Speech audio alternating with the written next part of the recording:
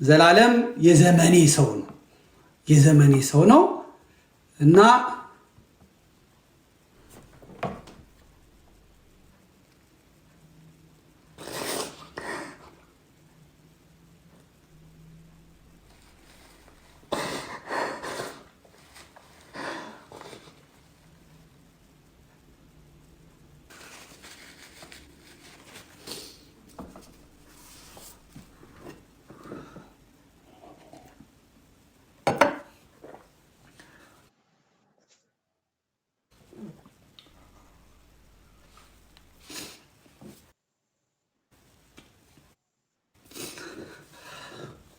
ነጭ ልበሱልኝ ስላለ ነጭ ልበሱ ስላለ ነው። መምህር ከሆኑ አይቀር እንደ ዘላለም ነው በእውነት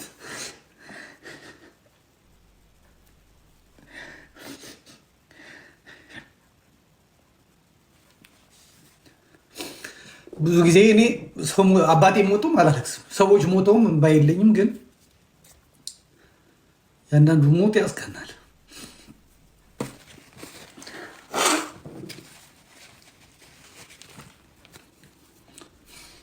ሰባኪ ስናይ ከነጋሽ ታዬ ከነጋሽ ግርማ ቀጥሎ ያየናቸው ሰባኪያን በምስካየ ኅዙናን አባ መዓዛ፣ በልደታ ብፁዕ አቡነ ገብርኤል፣ በቅድስተ ማርያም አባማ ኢየሱስ፣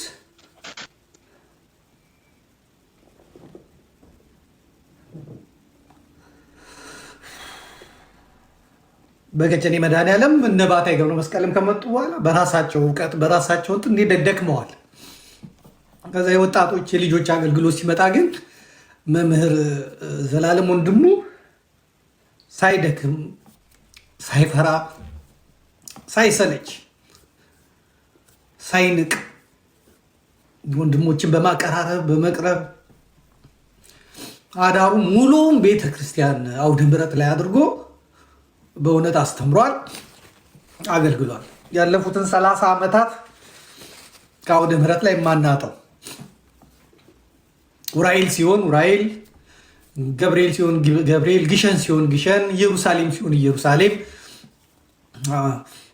ዮሐንስ ግቢ ዮሐንስ ማርያም እስከ ሌሊቱ 5 ሰዓት 4 ሰዓት ድረስ ጠርቶ ያናግረኝ ነበር። ዘበኞቹ ፈቅደውልን ከዛ ወደ ቤት ያደርሰኝ ነበር እና ራእዩ እኔ ላይ ያ የነበረውን ነገር የሚነግረኝ የሚገርም እይታ ነበር የነበረው። በጣም የሚገርም የጸሎት ሰው፣ መንፈሳዊ ሰው፣ ወንድሞችን የሚወድ ዘማሪያንን ሰባኪያንን አንድ ለማድረግ በብርቱ የጣረ አሁንም ደግሞ በስሩ ብዙ የሚረዳቸው ልጆች ያሉ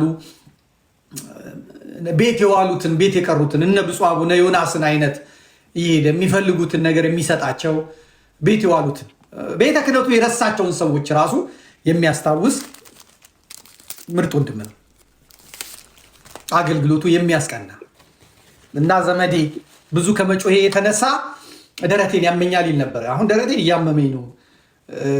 ደግሞ ካልጮህ አይሆንም። ዘላለም መጮህ ያወጣል ድምፅና ይህንን ፖል መረዋ መምህር ጳውሎስ መልካ ስላሴም ነግሮኛል።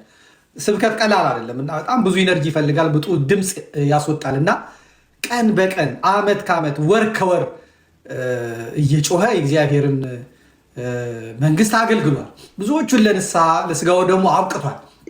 ታማኝ የሆነ ደግሞ ሩጫዬን ፈጽሜያለሁ፣ ጨርሻለሁ፣ አገልግሎቴን ፈጽሜያለሁ፣ ከዚህ በኋላ የጽድቅ አክሊል ነው የሚጠብቀኝ ብሎ እንኳን ቢናገር የሚያምርበት የታመነ ከላይ በጳጳሳቱ የሚወደድ በካህናቱ የሚወደድ በደብር አለቆች የሚወደድ በሰንበት ተማሪዎች የሚወደድ በሰባኪያን የሚወደድ በማህበረ ቅዱሳን የሚወደድ በኮሌጅ ልጆች በቴዎሎጂ ልጆች የሚወደድ በኢትዮጵያ ቤተክርስቲያን ትልቁ ችግር የሆነ አካል ይጠላሃል፣ የሆነ አካል ለራሱ ነገር ይፈልግሃል። ነገር ግን በመምህር ዘላለም ጉዳይ ሁሉም የተስማሙለት ሰው ነው። ወንጌልን ስራው አድርጎ የያዘ ትዳር በዚህ ምክንያት ያልያዘ እና ራሱን ጃንደረባ አድርጎ ለክርስቶስ መንግስት የኖረ በጣም ነው የደነገጥኩት። እና ደግሞ እኔ ተስፋዬ ይዶ ዘማሪው ሲሞት፣ ዲያቆን ተስፉ ግርማ መምህር ሲሞት የደነገጥኩትን ያህል የመምህር ዘላለምን ስሰማ የበለጠ ነው የደነገጥኩት የተሸበርኩት ማለት ነው። እና የዘመንን ሰው የአንድ አካባቢ የአንድ ጊዜን ሰው እንደማጣት የሚያስደነግጥ ነገር የለም። ከቴዎሎጂ እነ ዶክተር መምህር አብነት ድንገት ተጠርተው ሄደዋል። አሁን እነ ወንድማችን ለዚህ ጊዜ ነው እንግዲህ እኛ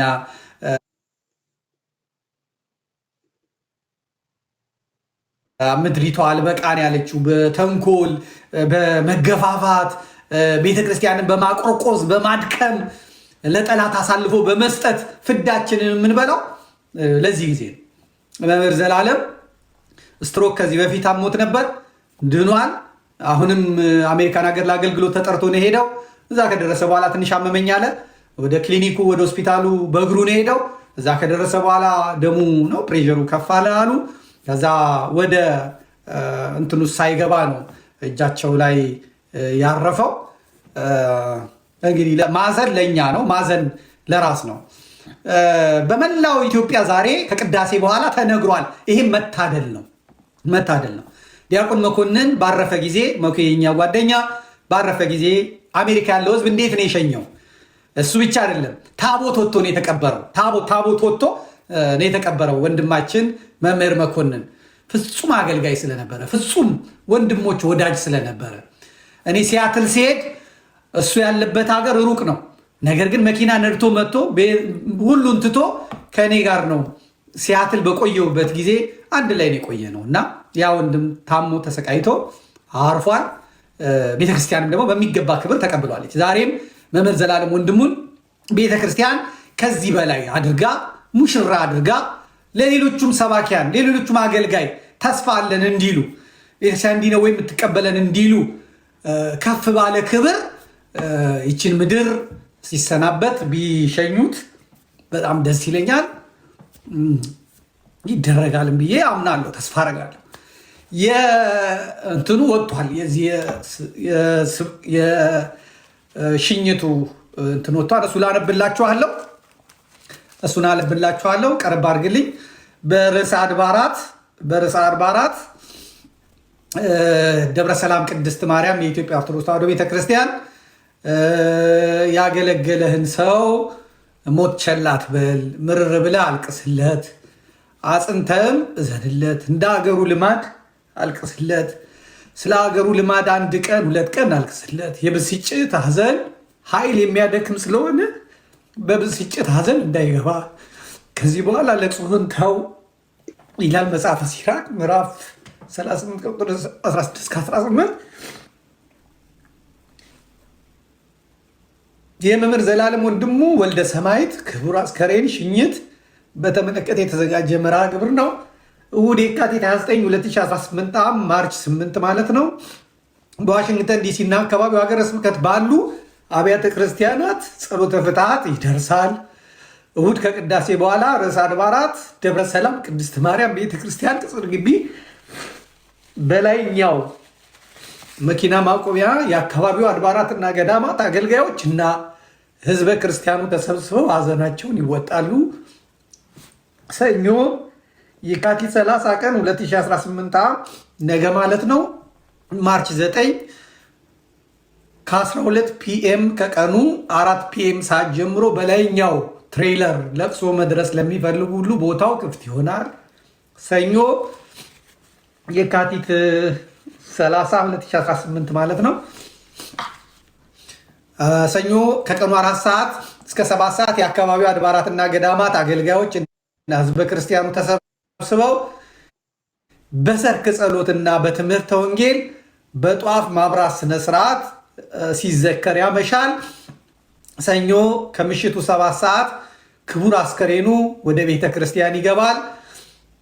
ከሌሊቱ 1 ሰዓት ይህም የአካባቢው አድባራትና ገዳማት አገልጋዮች ህዝበ ክርስቲያኑ ተሰብስበው ሰዓታት ቆመው ያድራሉ። ማክሰኞ ከጠዋቱ 9 ሰዓት ኤም እስከ 12 ሰዓት ፒኤም የአካባቢው አድባራትና ገዳማት አገልጋዮች እና ህዝበ ክርስቲያኑ ተሰብስበው ጸሎተ ፍትሐት ያደርሳሉ። ማክሰኞ በ12 ፒኤም የመምህር ዘላለም ወንድሙ የህይወት ታሪክና የወዳጅ ዘመድ ምስክርነት ይሰማል። ማክሰኞ በተጋባዥ እንግዳ ትምህርተ ወንጌል ይሰጣል። ማክሰኞ በሀገረ ስብከቱ ሊቀ ጳጳስ በብፁዕ አቡነ ፋኑኤል ቃለ ምዕዳንና ቡራኬ ተሰጥቶ ክቡር አስከሬኑ ወደ ትውልድ ሀገሩ ኢትዮጵያ ሽኝት ከተደረገ በኋላ ለመታሰቢያ የተዘጋጀው ጸበል ጸዲቅ ተቀምሶ የመርሃ ግብሩ ፍጻሜ ይሆናል። የመምህራችን የወልደ ሰማያትን ነፍስ ከቅዱሳኑ ይደምርልን። ማሳሰቢያ፣ ካህናትና አገልጋዮች እንዲሁም ምዕመናን በሙሉ ነጭ ለብሳችሁ እንድትገኙ በአክብሮት እንጠይቃለን። ነጭ ለብሳችሁ ኢትዮጵያም ነጭ ለብሳችሁ ተቀበሉት። ነጭ ለብሳችሁ ቅበሩት። የክርስቶስ ሙሽራ ነው፣ አገልጋይ ነው፣ ነፍሱን ለወንጌል የሰጠ ነው። አንገት የሚያስደፋ ደረት የሚያስደቃ ነገር አይደለም እና ለቀረነውም ደግሞ እግዚአብሔር ልቦና ይስጠን። ቤተክርስቲያናችንን ወደን አፍቅረን ለማለፍ ያብቃል። አንድ የመጨረሻ ስብከቱን በሞት ላይ የተናገረውን ሰምተን ይህንኛውን መርሃ ግብር እንጨርሰዋለን። ሞት አይቀርም። ሰው በረሃብ ይሞታል፣ በበሽታ ይሞታል፣ በመኪና አደጋ ይሞታል፣ በጦርነት በሰው እጅ ይሞታል፣ እንቅፋት ሞቶ እንሞታለን፣ ምራቃችን ትን ብሎን እንሞታለን። ከመጣ አይቀርም። ግን ሃይማኖትን አጽንቶ ምግባርን አቅንቶ ለንስሐ የሚገባ ፍሬ አፍርቶ የአምላክን ቅዱስ ሥጋና ክቡር ደም ተቀብሎ ተዘጋጅቶ መሞት ደግሞ መታደል ነው። ሞት እረፍት ነው። ሥጋችንን ነው የሚገድሉት፣ ነፍሳችንን የት ያገኟታል? ሥጋችሁን የሚገድሉትን አትፍሩ ይላል። ነፍሳችሁን መግደል አይቻላቸውምና ይላል ቃሉ የማቴዎስ ወንጌል ምዕራፍ 10 ቁጥር 28 ላይ። ስለዚህ ሥጋችንን የሚገድሉትን አትፍሩ፣ ይልቅ አምነን እንሞት። እግዚአብሔር ለሁላችንም ጽናቱን ይስጠን። የወንድማችንን ነፍሱን ይማርልን። እንግዲህ የምንወዳቸው ብፁዕ አባታችን ከኢየሩሳሌም እንግዲህ አርፈዋል። እሱም እዛው ነበረ። በ40ኛው ቀን ነው እሱም እንግዲህ ያረፈው። እንደምታያቸው ሁለቱም ደግሞ ወደ ቀራንዮ መስቀል ተሸክመው ነበር የሄዱት። ይሄ የመጨረሻቸው ሆኗል ማለት ነው። መስቀሉን ተሸክመው አባትና ልጅ ተጠራርተው ሄደዋል። ብፁዕ አቡነ ዕንባቆም ይቆጨኛል እንደሚያሳክመኝ ባጣ ለዘመዴ ነግረዋለሁ እንዳሉ ነው ቀሲስ ሱራፌል የነገረኝ እና አባቴ ናቸው። ኢየሩሳሌም ሲሄድ ያስተናገዱኝ። ቤተልሔም ቅዱስ ገብርኤል ይሄን ጊዜ እኔ እንደ ሕዝብ እንደ ጎብኝን የመጣሁት ነገር ግን በፍጹም ብለው አውደ ምሕረት ላይ ወጥተህ ቃሉን ተናገር ያሉኝ አባቴ፣ የሚያውቁኝ የሚወዱኝ አባቴ ናቸው።